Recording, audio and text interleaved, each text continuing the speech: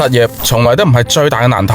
喺廣州、喺深圳，雙十一旺季，快遞員實打實可以賺到12,000、14,000甚至15,000，但現實依然有一大班人20幾歲出頭，寧願失業，寧願攤喺屋企，都唔願意搵一份月入過萬嘅高薪職業。呢個社會已經離譜到乜嘢地步？職業唔係冇，但係年輕人唔願意做。工作唔係賺唔到錢，但係年輕人唔肯做，而且仲好似越嚟越離譜。到底發生咗咩事？點解會出現高薪崗位搵唔到人，低薪崗位塞滿人嘅怪現象？2025年8月，16至24歲非在校人士失業率達到18.9%，意味住1230萬年輕人處於失業嘅狀態。25至29歲年齡階段失業率約為7.2%，30至59歲階段失業率約為4%，差唔多每5個年輕人就有一個搵唔到嘢做。2025屆畢業生超過1200萬，創下歷史新高。崗位冇咁多，競爭捲到爆。但對比一下快遞行業，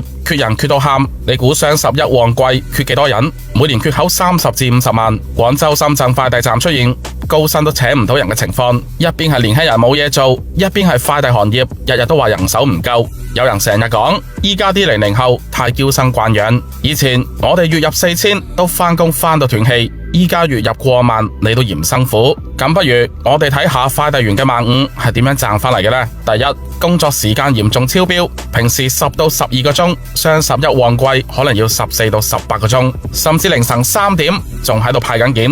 第二，件量爆炸式增長，平時每日150至200件，雙十一旺季可能有300到500件，極端情況可能有600件以上。你話邊個頂得住？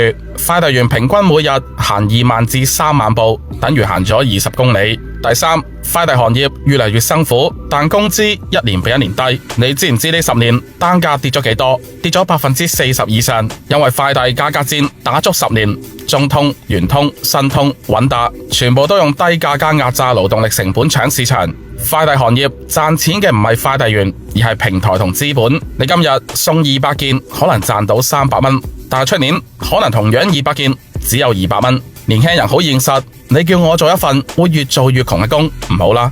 上一代講辛苦係正常，年輕人就要捱，但年輕人反問，捱嚟做乜嘢？捱完有未來咩？年輕人嘅就業標準已經完全變化，70%00後比起工資更重視體面同尊重，60%嘅00後希望準時收工，接受勞動力換高薪嘅年輕人不足30%。工地行業、快遞行業、製造業嗌到聲沙都冇後生仔做，但佢哋唔會反思，你哋提供嘅一份係未來可持續、對人友善、可以發展嘅工作咩？如果答案係冇前途、冇保障、冇尊重，咁憑乜嘢叫年輕人上？雖然中國快遞市場規模達到1.5萬億，全球第一，但做快遞員，社會對佢哋嘅尊重有幾多呢？評論區大部分嘅留言就係送快遞都係冇文化嘅人，送快遞有乜嘢前途？大學生送快遞咪就係失敗咯。呢啲正正係當代年輕人最怕嘅嘢。